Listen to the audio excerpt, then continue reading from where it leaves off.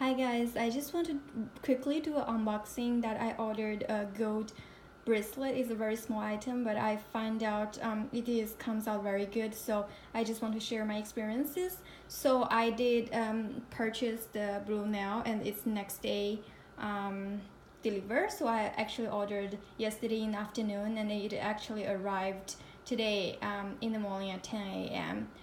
So it's pretty quick. The logistic is good, and it comes with a FedEx box like so, and it has some booklet inside. I'm not gonna show too much about it.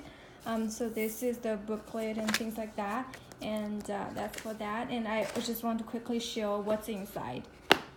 So it comes with this box, blue nail box, and it comes with a bracelet box. Sorry, that's my cat. So if you open up, it's like this.